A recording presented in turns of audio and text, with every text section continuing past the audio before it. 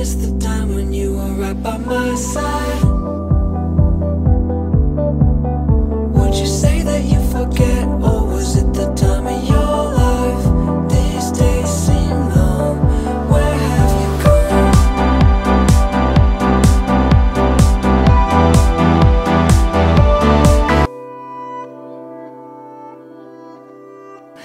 All of us at Westfair, especially our publisher, Dee Del Bello, thank you for attending. It's a pleasure to have you here, and it'll be an awesome conversation. Our moderator today is Bruce Newman, who's over there in the end. Hey, Bruce. Bruce is president of www.webevents.com, a webinar listing custom notification service, and the Productivity Institute, LLC, a social media marketing company. Bruce is an expert on social media marketing, webinar creation, and promotion. He has produced many highly successful campaigns for a wide number of clients. He is also a frequent writer, regular presenter on various aspects of social media and effective webinar strategies. He promises to get our panelists and you, our guests, actively in conversation. Bruce, thank you. Thank you very much. Right now, I'd like to introduce each one of our distinguished panelists, and they have 1 minute to introduce themselves. So, I'd like to introduce Jack Serpa. Thank you, Bruce. Can everybody hear me okay? Yeah. Great, thanks. My name's Jack Serpa. I work for a social media software application. It's called Engage One-to-One. It allows our customers to manage all the conversations about their brand or their competitors in one interface. Imagine having 20 different social media platforms and publishing tools in one place. Imagine having 45 different consumer review sites all in one place to help you not only hear the conversations that matter in social media, but allow you to engage those conversations in social media. That's what we do. Very quickly, a shout out to all the guys that decided to wear a tie today. These social things, I don't do tie, no tie, blazer, should I put on the cape and tights? I'm not really sure. But thank you for having me. I'm Chris Ruby, president and founder of Ruby Media Group. We are a social media and public relations agency in Westchester and Fairfield County. This year alone, we are the winner of 32 Big W Awards from the Ad Club of Westchester for our interactive social media and PR campaigns, which we're very excited about. We've also been featured on Bravo as one of the preeminent social media experts in the field in the U.S. right now. I'm an attorney with McCarthy Fingar in White Plains. I'm a corporate and commercial lawyer with a specialization in information technology. I've been doing that for about 25 years. I started in this field as Assistant General Counsel for Ziff Davis Publishing Company, and Bill Ziff, the owner, had sold all his consumer magazines and said, the world is computers, had kept just one magazine, PC Magazine, and that's what I worked on building with him, building that up.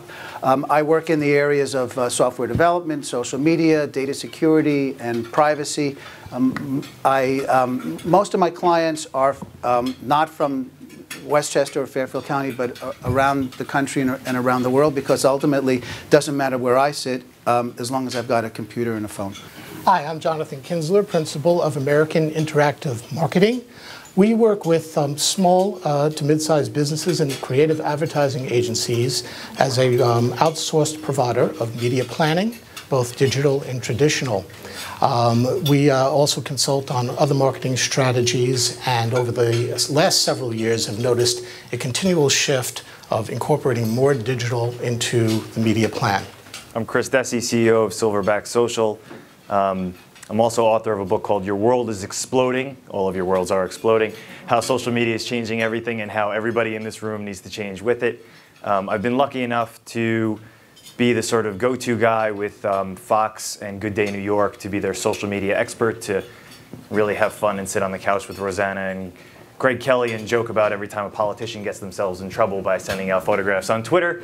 It's all very highbrow. But we have a lot of fun doing that. I've also had wonderful opportunities to lecture to military personnel aboard the Intrepid Air and Space Museum, which is really fascinating, and have been part of a lecture series where I've been able to lecture to college students at Marist College, at Loyola College, my alumnus, and also at Manhattanville College, and most recently at the University of Harrisburg in Pennsylvania.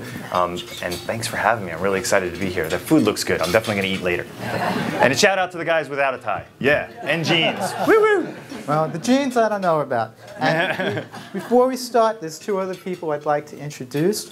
One is Patrick Gallagher, and the other is Alex Soule, and they're both reporters of the business journals, and they're really excellent people. What is the one aspect you love most about social media, and what is the one aspect you hate most about social media? Just one that I love the most? You have to go down to my one. life, man. It's everything. One specific thing. Just one specific thing. I love connecting with people. And it's also in part with the thing that I hate the most, because when I try and explain true social media to individuals, they say it's making us not as connected. So it's the connection and the fact that people hate when I say that it's the connection. Can I speak further about that, or no? That's it. No, Okay, that's it. We have to keep. Sorry, we're trying to keep this brief and keeping this moving. So Okay, I'm going to next. go right down. I'd say it's the immediacy, the ability to disseminate information to large amounts of people instantly, the most favorite. The least is the other side that comes with that. There is very little control of where things go, and certainly issues with privacy along with that. Well, what I like about it is, well, first of all, I'm not one of those lawyers who goes to bed with the law journal. It's just not something I live and breathe. I like being a lawyer because I like doing the deals. What I like about social media and what I don't like about it is essentially the same thing, which is that it's always changing, it's always new, and nobody is really on top of it to the point where they can stop really learning new things. The bad part is, one of the partners in my firm does surrogates work, and he also speaks on surrogates matters, and he's got a deck of slides. It's the same slides, year in and year out, with very little change, except maybe there's some case law that changes. In our field, you got to throw out the slides every time you do a presentation, because the technology is changing and the law is kind of following and changing all the time too. So that makes it really interesting but difficult. The one thing that I love most about social media is the PR implications for it. I think that social media has inherently changed the entire field of public relations, in that if used correctly for a business or a brand, it can be incredibly powerful in connecting with journalists on Twitter or Facebook or a lot of these sites that these companies otherwise wouldn't have had direct access to. So I think it's incredibly valuable, especially for the small to mid-sized business owner, to be able to use it in that way to get more PR for their company. In terms of the thing that I hate most about it, I would say, still having to explain, that it's not advertising and that it's really a different form of dialogue.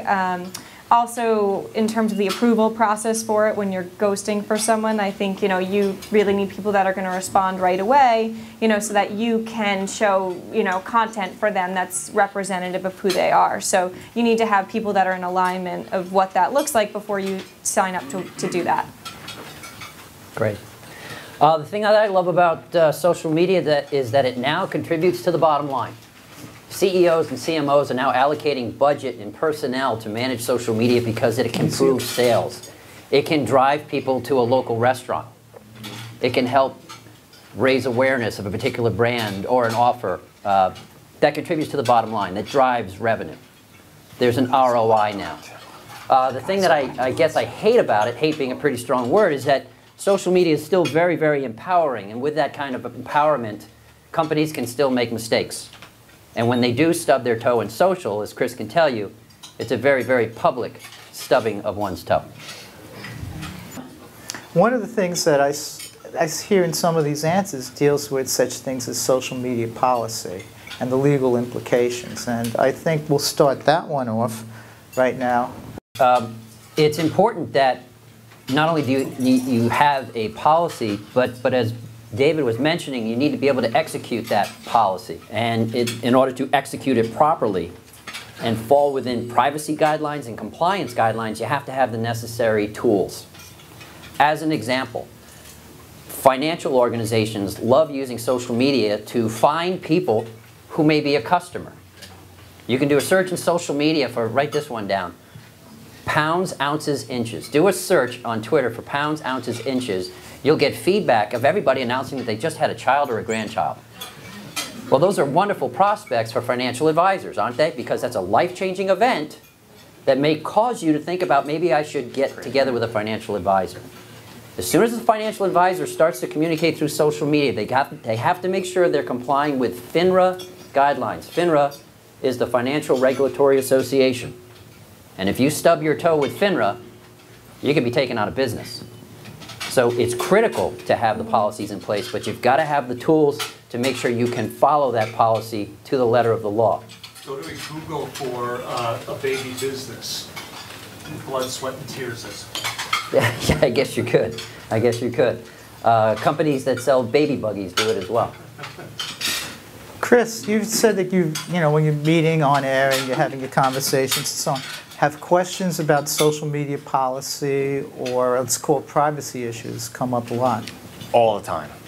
All the time. And in general, when I'm speaking with anybody in the media, they get freaked out by all the privacy policies and the fact that, actually Greg Kelly said, Big Brother isn't what we thought it was. Big Brother is this guy pointing at me, because what he's saying really is that we all have the ability to kind of peek behind the curtain and see what people are doing, because as a culture, the manner in which we all aggregate and disseminate information has definitively changed, right? I mean, we all know this. People walked in here today, they checked in here, they're tweeting photographs. We're telling everybody where we are. We're really comfortable with sharing a lot more information than ever before. And the generation that's coming through college right now and graduating from college and going to be our employees are even more comfortable with that. So it certainly does come up. It's come up in terms of HR issues, where there have been some companies have been known to ask for logins and passwords for their social networks, which I think is absolutely atrocious. So we certainly need to be aware of it. We need to curate our own content, be aware of how we're communicating and what types of information that we're sharing. You know, it's great to be involved in social media, but I certainly do agree that there needs to be corporate governances and corporate policies. I also think that beyond just the corporate policy and governance, that it's really important to educate your employees so that they really understand the power of these tools. I don't necessarily think that some people realize that when they're posting something on Facebook, the reach that it has, or even on Twitter or Foursquare or any of the platforms that we're all really used to. What is the justification for a company asking for those passwords? We've all heard about it. I don't know how many of us have actually heard why companies want those passwords. Yeah, I have no idea. Well, because they want it's ridiculous. An employer, a potential employer is going to want a person's, and has the right at this time to accept in certain collective bargaining situations to have a job applicant's password to see what they're posting and all the stuff in Facebook or whatever site is. They try to keep private. Kristen? Yeah, just to comment on that. I mean, I think what you're saying is correct. I think also that, it's not, I think there's two separate issues. One is wanting, an employer wanting to obtain someone's username and password to find out, information about them, which is, equivalent to asking for the username and password for someone's private email. I mean, really, with Facebook messages, that's how it's really used. It's a whole messaging account. I think, the other issue is when an employer just wants to connect with a potential employee or, a current employee on Facebook or Twitter or logged in, which is really saying, accept me as a friend because this is part of the background check. I'm going to go out and say, my personal stance on that is that's okay. And when people say, no, I'm not going to accept you, as a social media agency, that's very worrisome to me because they need to be on those accounts all day long. So unless, they're going to say, here's my, connect with me on this site, which is a separate account, then that's okay. But if they're not going to connect with them at all, then I think that's a problem. That's a red flag in today's hiring economy. It's an interesting thing. My son is 19 years old, and everything he does goes onto Facebook. And when we start talking about privacy, I mean, I've always been amazed at how when we're working with clients or the way that we work with it, use Facebook on some of these social media sites is so different from the way kids or people in their early 20s, as we talk about privacy and so on. And I'm not sure which way is going to work out, but ultimately work out. But I mean, kids put things on it, which is, we talk about privacy, which can really come back and hurt them in later years. I think we also need to be careful not making generalizations that kids are sharing things, because there are studies that show that 74% of baby boomers are on social networks as well, and everybody's becoming very comfortable sharing lots of information, so it's not just kids. Which I actually agree with that too. Did you want to say something too? We're clearly in a new territory here that certainly life experience teaches one how far to go, what could be said in public, what should never be said in public, and younger people may not have those life experiences. Now, as far as regulation goes, in terms of what can and cannot be shared or should be shared with an employer, again, that's an area that I would think that we would want to have the ability to protect private information as we would with any sort of private information, whether it's written or electronic. But we will have to, I guess, muddle our way through.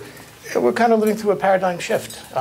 We don't really know exactly how things are going to be used by this young generation that's coming up. For all we know, 5 years from now, the cool thing will be not to be connected on Facebook or not to be connected on any social media. Well, it's also how much of my private information do I want to give Facebook the right to monetize and to sell to advertisers?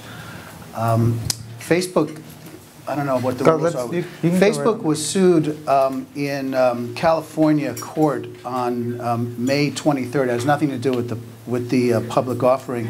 It was sued in a class. I think those are also coming, but it was sued in a class action because, despite its privacy policy, which, by the way, I've looked at but never read completely, because I've heard it's something like 45 pages long, and if you wanted to work your way through it, you'd have to click 30 times. What they did, which they said they wouldn't do, is they were tracking users after the users left Facebook. They put persistent cookies onto a user's computer so they could see where else they're going. And if I may, just one quick text message between Mark Zuckerberg and something else from 2004 when he was still at Harvard. I think he was still at Harvard. This is what he wrote.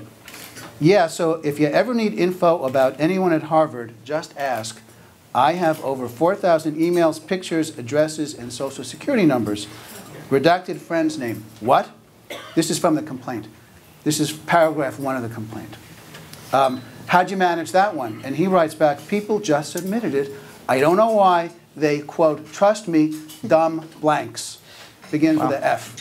While this is all very important to understand, if we're caught with difficult issues of saying the wrong thing or someone saying and doing the wrong thing, I'm concerned about anybody seeing anything I say and being seen. And so I'd almost like to take us back to a beginning or continuing.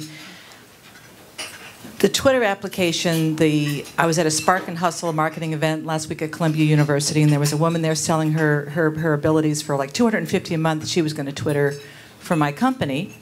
And then another woman at the radio company where I work with, she was going to Twitter my message for another about $250 a month. Now, she's going to do 5 or 6 tweets a week or something. I'm really interested in exactly the details of who would I hire to tweet, what would I get, and my thinking is the best application with the tweeting would be to stick that with a YouTube channel, a video channel, tweeting the video channel because video is so popular and on Google searches, so that's my question. Okay, it seems to me, just to paraphrase the question a little bit, it's like, how do I create, or in this case, how do you create an effective marketing campaign using social media?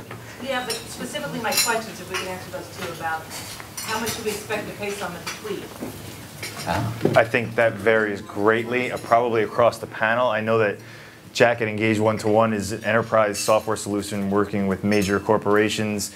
I work closely with Engage One-to-One to help some of my clients, and I think it ranges all the way down to local mom and pop stores. So it varies in the bandwidth of what you're trying to accomplish with that. I think this is also a problem. Even the question, I apologize, but that's an issue in and of itself because the question is so varied for so many individuals and so many businesses and so many layers of business that we have a tendency on the outside of social media saying, well, just tell me how many times to tweet. And that makes no sense, because if you're a corporation, you're going to have a totally different Twitter strategy or Facebook strategy, and I'm sure Chris Ruby can tell you the clients that she's working with, she puts together different strategies, I'm certain, for all of her different types of clients. So it will, A, vary across the board, whether you're a corporation or an individual, and B, you know, it's the thought process behind the question is a.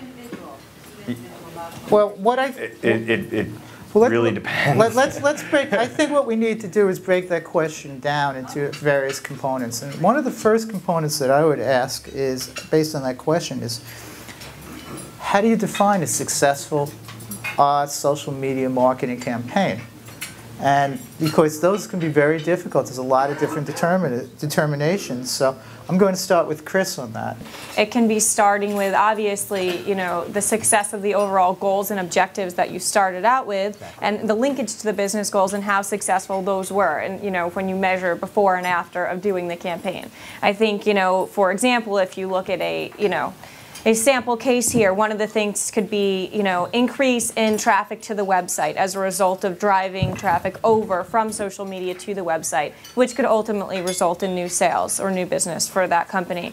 I think another thing could be in terms of overall brand awareness for that client. I think another thing could be increase in press hits as a result of social media, because there's, you know, more work with journalists that has come as a result of what you're doing. And, you know, I also think just new leads that are coming through social media. I think social media is inherently about being at the right place at the right time. And a lot of times just being there to answer a question from someone who happens to be on there, who's seeing something you're doing on your business page, but that happens over a long period of time.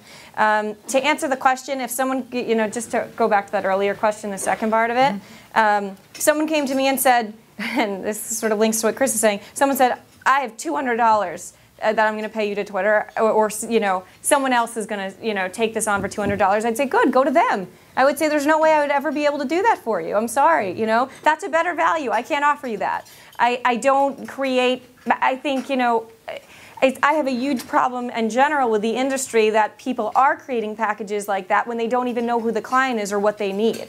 I think you really need to listen to what someone needs, who their business is. Are they a brand? Are they a corporation? What are they looking for? How much time do they need? Because someone who wants, you know, 50 tweets a day is different than the person that wants 2 tweets a day, and that's a different price point for it. So my advice to someone looking to hire a social media agency is first tell them what you want, then let them give you a price. But if they're doing it the other way around, I think that's inherently flawed, because they don't even know what your goals are.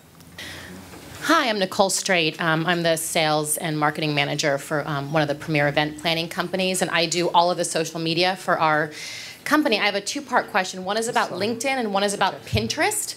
For LinkedIn, is it appropriate to, we have a lot of press and media connections, is it appropriate via LinkedIn to send out press releases, to send out requests to come cover a story? That's the first question. And the second question is, what are your thoughts about Pinterest? Is it relevant? We're using it because it's pretty and we're thinking we can drive traffic because we do, you know, all the catering and event planning. We want people to see our pictures, and lots of people are repinning and re-liking. I'm not quite sure what else to do with it besides keep putting up pretty pictures. Jonathan, why don't you start with this? Oh, okay. Well, Pinterest, let's start with that. Pinterest has grown remarkably well in the last several months. In fact, I think they were the fastest of all the social media networks to gain 11 million users. They were, I think, the leading referral site last January, referring more than YouTube and Google. At the heart of it, people like to share, and they like to share pictures. And if you have something particularly enticing, yeah, then why not use that along with other things? But almost to touch on, you know, the conversation before, I think when one starts to plan what they're going to do, you have to begin with the end in sight. You need to know not only, you know, what do I want this to do for me, and how am I going to get those results, but then also, who do you want to reach? How do you want to reach them? But who do you want to reach? What is the demographic, and what is going to reach that demographic group in the best possible way? So I think a lot of times people just decide, well, I have to do this because this is the big thing in social media. I have to do Pinterest. I have to do Twitter. And I'd say that, kind of picking up on what Chris is saying, I think you need to take a step back and first really understand everything that it is that you want to do and what your goals are, and really define what those goals are, and then use the right sources to get to the people who you want to reach ultimately. Now, as far as using LinkedIn, was your question, could you repeat that? LinkedIn to get people to cover? Sorry. The question was about using LinkedIn. We have a lot of connections for media and journalists. Is it appropriate via LinkedIn to send out press releases and covering stories and what have you for events that we have coming up? Well, first off, I think if you want to send a press release out, there are vehicles and there are places to do that, PR wire, and I think you might want to consider doing that. And then perhaps maybe linking to that, or then using LinkedIn and other social media avenues. But if you want to send a press release out because this is a significant event that would be worthy of news coverage, of media coverage, then do the press release. Yeah, I think the answers to those two questions and the question before it are pretty simple. Social media is not so new and phantasmagorical that you have to lose sight of why you're doing it for business reasons. So whether you want to use Pinterest or Twitter or LinkedIn, you have to stop and ask yourself two simple questions. What are the business goals that I'm trying to achieve?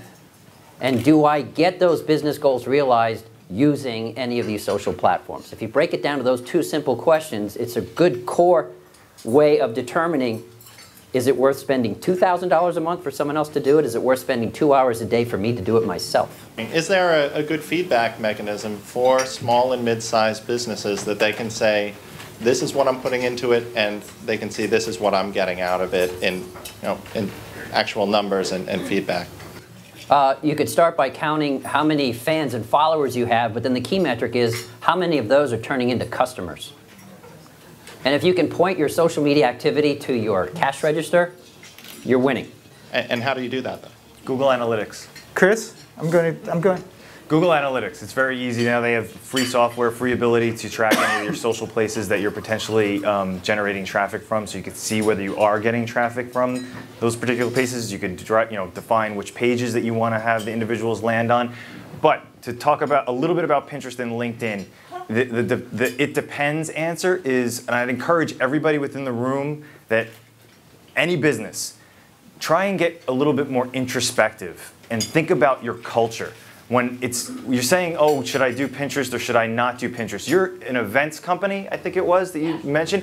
Oh my goodness, the photographs from events and the things that surround the events and think about what touches the culture of your company. It's not just the event, right? There's photos in the event, but what's the why of your corporation? And then the photographs will be born from that, and then the strategy will potentially come from that as well. And I'd encourage you, while I'm not saying jump on every social network, but give it a shot. Try it out. See if it works for your company. If it falls flat, it falls flat. If you try and get engaged in Pinterest and you're asking people to provide photographs and it doesn't happen, then it doesn't happen. But if the founder of your corporation is very much into architecture, then those are the photographs that you should be posting in conjunction with everything from the events, because that's how other individuals outside of what you think your demographic is will find your corporation. And this is the fun part about social media, guys. You think you have a plan right here. It's sort of like Plato's allegory of the cave, where the person's sitting in the cave, they're looking at shadows in the cave, and that's their world, and that's the only world that they know. And this is the issue with brands. They're all of a sudden becoming blind to their own blindness, and they don't realize that they need to sit up, go climb out of the cave and see the sunshine outside. You might think that you're going for a specific demographic that's always done business with you in the past, and that's fantastic. But if you kind of open up the Pandora's box about the culture of your company and other individuals' interests, and then add photos for those other interests, you're going to define a whole new world of demographics and clients that you had not even conceptualized before. And that's the real power of social media. You know, when you just said trying social media, see if you like it in terms of different channels, a lot of our readers are small to mid-sized businesses. They're not necessarily reading Mashable. They don't necessarily have a great handle. They should be reading absolutely, Mashable. but they're not. how would you suggest that companies find what is the next Pinterest, the one that they really cannot avoid, and what should be the tipping point at a small business for taking on another social channel, which means either investing more time or investing more money and not necessarily seeing a return? Kristen, do you want to take that one? Yeah, I mean, I think it's an interesting question. Listen, social media is not just something that you can try and then walk away from. I think that can have serious, repercussions for a business. I'm sure Chris would agree with that based on what he's saying, because I know many cases of businesses who've tried social media, think they're social, leave the page up, have no one managing it. People go back to the page and, things are on there like, this company is terrible, I hate your work, and no one's managing it. And that's trying social media. Okay, so I'm not the biggest advocate of trying social media. I think if you're going to do it, you do it. Go big or go home. That's my attitude towards social media, And if you do it and it doesn't work for you, then take it down. But don't leave it up where it's open for people to attack your business. No one's managing it. I mean, it's like running an ad campaign with no one even looking at what's going on. It doesn't make sense in my mind. We have a question here. Oh, I'm sorry. Yes. Hi. We'll get you next. Laura Jacob with ProWay Development, HR and Training and Development. I guess I have two questions and a comment. One question is, at what point does this become overload, that there's too much? I know that I have separate accounts for, junk email where I put my name and address into stuff that I don't want to get to my personal email. And quite frankly, I value my privacy. So I closed my Facebook account. I decided that Betty White was right. It's a glorious waste of time. In her day, she had phone book. And I'm finding I'm getting more business from my clients when I actually send them something in what's called the mail. That actually gets me a response, the mail and the telephone. And then I'd also be curious to step back a bit and ask you to define social media. And what things would you list in that? Would you include email? And there are lots of platforms I don't know about. So when does it become too much, and how would you define it? And I think that when I send my firm brochure by the mail and you get it, you put it on your desk and you hold on to it until you throw it away. And when I send you an email, you delete it. That's a personal. Obviously, you need to do both, but you're right about holding on to something. That's not a legal answer, but that's my personal opinion. Excuse me? A question? Short follow if you want. Let's hear your short follow then. Yeah, I mean, there's no doubt that the number of conversations, the number of pictures, the amount of video continues to swell as more people use social media and there are more social platforms. But in that maelstrom of content, the conversations that matter are those that mentioned your brand last night. So the first key step to doing social, whether you want to put your toe into it or you really want to go big or go home, is to listen. Start by listening. Wouldn't it be crass if I walked in here and just started handing out $20 coupons to buy this snazzy tie without me knowing whether you even want a tie or not? Don't do that in social either. Don't jump in and just start making offers to use your product or service. Start by listening. Find the conversations that are relevant to your business, and then tactfully engage those conversations. It does raise an interesting point, which I'll get to after this question, because... Thanks a lot. Fred Feuerhawk. I'm with Bollet Associates. We're the largest executive search firm in Asia. I run the U.S. operation. A couple of observations. One, it seems to me that this whole social media issue is kind of like dealing with the wild, wild west. And there hasn't been an Emily post that has surfaced that has established guidelines as to what to do, how to do it, when to do it. Yeah, and I watched that last night, and it was, pathetic. That's one observation. You talked about demographics, and Westfair targets its audiences, Westchester County, Fairfield County. They have sections within the publications. Magazines do that. TV does that. But it seems to me, and maybe it's my naivety, but it seems to me that social media is something that was developed for social interaction that we're trying to find a business connection, but how do you target the audiences, the demographics that you want to reach, and do that effectively and efficiently? You know, to answer that, I actually think Facebook has a very strong advertising platform, which, if used correctly, can be incredibly powerful for a business. You can create, and actually Facebook also just came out with promoted content now, so you can actually do ads around wall posts that you want to target to a very specific area. You could say, I want to target people within 10 miles of my business located in this zip code. I only want to target women, and I want to target women between 32 and 40 years old. And you can do that, and it really will go directly to that demographic. I think that's an incredibly powerful tool to reach the demographic that you're looking, you know, to attract for your business. And if used correctly, can not only result in likes, but can result in leads that can be very powerful and are hard to get in a different way online. I speak with a lot of small business owners that have, you know, maybe 4 to 8 employees. Maybe their client base is 250 to 500 people. And they are really uncertain. How do I go about drawing in new customers? Well, I think that you have to take a look at what the demographic is you're trying to reach. Now, let's say primarily your demographic is 67 and up. You're going to have to do something a little different than if your primary demographic is, let's say, boys 15 up to men 30 years old. That's going to be different than reaching a woman who's, you know, 49 years old. So part of, I think, what we have to do is really pull back a little bit and take a look at your business and say, what's right for what I have to do here? I'm a consultant, and I need to reach other people and show that I have some thought leadership. So in that regard, you might want to use something like LinkedIn. You might want to connect with other business people purely on a business level. What's LinkedIn? It's basically a Rolodex on steroids. It's everybody's resume that you could ever want, and a chance to see who they're connected to.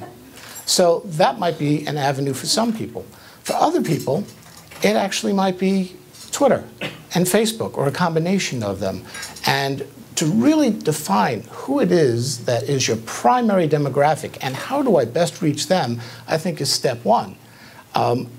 Jack, I think your software is wonderful, and I think analytics is a key part of what we need to do.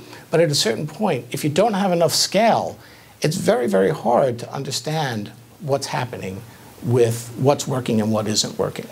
And I think that many small business owners are challenged in that they only have so much time. They're wearing all the hats already.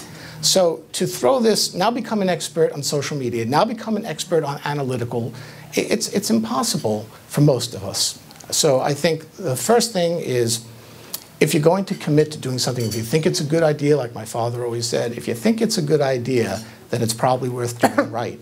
And if it's worth doing right, that means bring some sort of person in with expertise who can then say, this is how you should go about going after your primary target audience and your secondary. This raises an interesting question, and that is the amount of time that social media requires. And it's not just a function of, yes, I'm putting a few posts up or anything else. It really requires a lot of time to be able to develop an effective campaign. And that's something that I think Chris had started to mention a little before, about really being able to get everything aligned properly. Chris, do you want to talk a little more about that? Yeah, there are a few things actually. When does it become too much? It's starting to become too much, and we're starting to see that right now within social media. There's consolidation that's happening. Buddy Media was just acquired by Salesforce. Visu was just acquired by Oracle. So the platforms and technologies that allow marketers to execute appropriately within social media are starting to scale back, tighten up, and become smarter. So we're starting to see it. We're kind of hitting that point right now within social media, which is great because this means we need to put on our big boy pants, and it's no more just flash in the pan. This is, everybody has to be doing social media, and great point. We need to take a minute and figure out exactly what's going to be appropriate for our businesses. But I think the paradigm shift here needs to be for everybody in the room not to think about social media as where it fits within your marketing funnel. Okay, we have an email campaign and we have a print campaign and we have point of purchase and all of that stuff, and hey, let's add social media, and oh, what's it entail? Does it entail Twitter or Facebook? No, it's on the other end of the funnel, once that customer's gone through the funnel, to manage to and through the happy customer. Give them that platform so that they can share the story, the wonderful story about your brand and that interaction. And social media also surrounds the funnel, because this is a cultural shift. And I know I keep pounding that drum, but in my book, I put forth the manifesto that social media is much more of a spiritual awakening than a technological one. And if you stop and you think about it, it comes back to, hey, what do you consider social media? Is email social media? Yes. And these little guys, every little feature that's on, everyone has these smartphones, that's all social media. And gee, should I be on Twitter? It's my own personal account. Yeah, you should be on Twitter and you should learn about it yourself because that's your own personal brand. Oh, well, I'm not going to do social media. But guess what? When you stood up and asked that question, I took a picture of you and I tweeted it myself. And then I found out what your name was. So no matter, everybody thinks that they're insulated from this. This is a definitive cultural shift. It has nothing to do with, gee, should I do a print buy or should I do an email campaign? It's everything. It's Charlene Lee from Altimeter Group has said that the future of social media is that it's going to be air. And I want to take it a step further. It's not just air. It's not going to be air. It's more spirit. It's going to have sentiment behind it. It's going to be, I love this restaurant. I love that brand. I want to talk to that brand. And there's power there. And that's a great thing. And people get so concerned about Zuckerberg and the behind the scenes and he has all this information. It's just the way it is, and it's okay. The more information you give to certain advertisers, the better that interaction is going to be. When I get an advertisement that nails it to a certain extent, you're shaking your head, I see that. But if I get an advertisement about the cool red tie because I want to look just like Jack Serpa when I grow up, and that's amazing, and I get a great red tie, and I say, wow, that's fantastic, they do that because they know information about me. And guess what? They already have it. Target already knows when there's a woman that's going to be pregnant because they have information from the purchases that are happening in Target. They don't throw it in your face and say, hey, we know you're pregnant. They're subtle about it. They put an advertisement on the back of the catalog, but they already have that information. It's already there. Hi, Jody Gutierrez. I'm with George Comfort & Sons, Vice President of Property Management, and I manage Harwich Park here in Stamford. So I was contemplating today whether to come to this presentation because A, I had another event I could go to, and B, I had a stack of work on my desk that I need to get through. And I kind of was feeling like this woman about my Facebook account because I really don't need to know when you get back from shopping. And I have a friend who posts 15 political views on a daily basis. And it just kind of got to be, you know, do I really need to be part of this? But then something really interesting happened to me over the past couple of weeks. I have a high school reunion coming up. I won't tell you which one. And I said, you know, I kind of want to figure out if anybody's actually going, so that I could decide if I want to go. So I start looking up to see if I can find classmates. And, you know, of course, all my female friends now have married names and so on. But, you know, one by one, I start to find them, and they're connected to the other friends who were in school. And I start to see that, you know, tons of classmates are on Facebook. And then I'm seeing that everybody has been connected for ages, and I'm the one that's been out of the loop. And I'm the one that hasn't been connected with all these people that I've missed all these years. And so I started thinking that if I'm having this revelation about my personal life, how could this really impact my business or my office place? And so that made me decide to leave the work on the desk, not go to the other event, and come here. As we sit here, people are tweeting and posting and doing shout-outs on Foursquare about your business or your competitors or your industry. And that information could have relevance to your bottom line. It's critical, therefore, to Bruce's point about sentiment, listen carefully to not only when your company or high school is mentioned, but what is the sentiment or the tone. That can help you enormously. Quick example, Maaco. Everybody's heard of Maaco, the auto body repair company. They were getting their butts kicked with a lot of negative comments in social platforms and consumer review sites. They started listening to those conversations first, and where appropriate, they engaged the individual that had a complaint. So if someone said, I'm really ticked off, my paint job is bubbling up, I'll never go to Maaco again, Maaco's now listening to those comments and responding by saying, sorry you had a bad experience, can we make it up to you? Call me on my 800 number. So tomorrow, when Chris Desi goes to figure out where he should get his car repaired, that guy's going to jump online and review consumer comments about Maaco. He's going to see the same negative comment, don't take it down, like Dell did, but he's going to see Maaco stepping up because their comment is right behind the negative comment saying, sorry you had a bad experience, we'd like to make it up to you. How can social media work with customer service to make social media marketing more effective? With the clients that I work with, I encourage them to first make everybody within the organization part of customer service, especially if they're engaging in social media, to have more eyeballs on what's happening on a public page or a public forum within social networks. And to piggyback on what Jack was saying, I thought that was really well put when he was talking about how Maaco can engage with people that are complaining.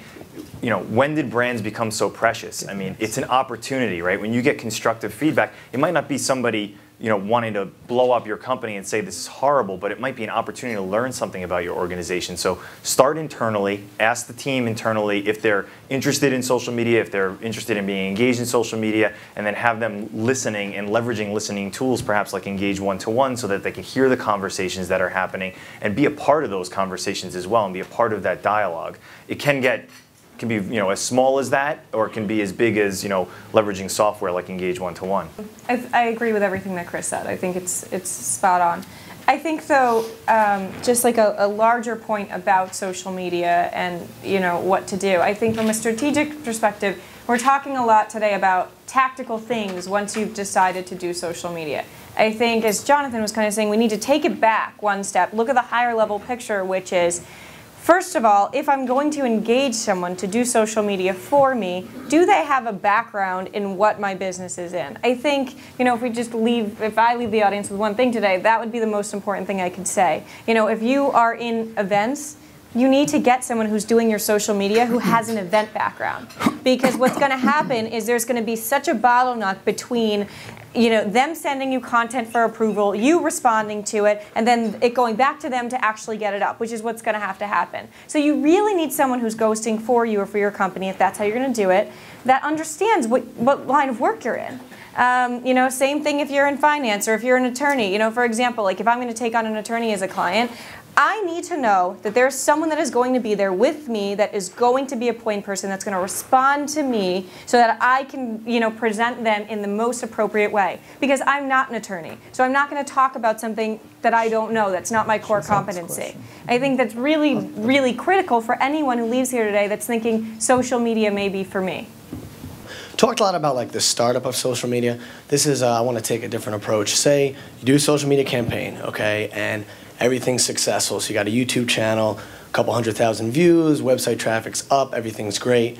Now I know social media never ends. Now my question to you is, if you then hook up with Google AdSense and you do some pre-roll ads on your YouTube videos, maybe some app development, what point should you do that, and is it important? Does it help your brand equity and your perceived value of your brand, or are you diminishing your user experience?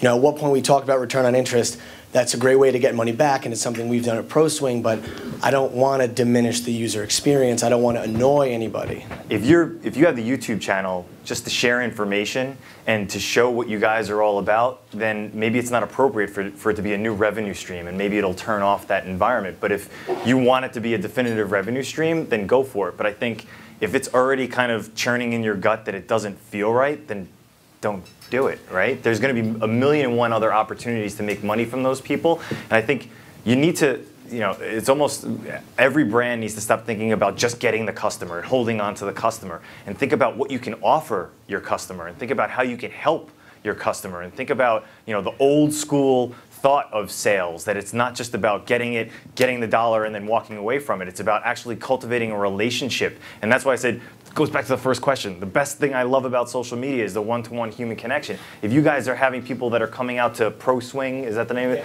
And they're learning how to swing, and they're feeling they went from this place to that place, and now they're a better ball player, and that's great, and they want to tell that story, and you want to put a flip cam in front of that kid and put them on the YouTube channel, do you really want a pre-roll ad running underneath the kid's face? You know, But it's like, you got to think about it, like whether it fits appropriately with your culture. I mean, I think there certainly should be an overarching strategy. You know, what do you want to do with those couple of 100,000 individuals that are on the YouTube channel? Do you eventually want to usher them into the website so that they eventually pay and they eventually have that type of, you know, transaction with you? Then maybe it's appropriate. But what happens if a small company can't afford to hire a celebrity? So how do you use social media when you don't really have a following? You know, you have a small following to really generate people to come to your store opening, to establish credibility and brand awareness with potential new customers and your existing customers as well. I think the answer to that is even for small businesses, you have to broker deals in a way that is mutually beneficial to both parties. So if the celebrity is getting something out of it and they're being able to push what they want to push, and the store is getting something out of it because they're getting a celebrity in their store and can promote that they're there, you know, it's a win-win for both people. So, you know, that would be my answer to that question. And I think I think that's the new economy. I mean, they talk so much about how business is happening now. I think a lot of times it's about two people coming to the table and saying, I have something I can offer you. And the other person saying, well, I can also offer you this, you know, and putting together a deal in that way so you're both getting something, but it's a lower cost, you know, rather than just hiring someone outright to do it. I think, you know, that's a lot of the way that I'm noticing business happening right now, and I think there's a huge trend in it. I also just want to speak to that point a little bit more in terms of sponsorships. I think sponsorships are a critical part of any marketing plan right now. I think they can be really, really critical for getting in front of your key demographic.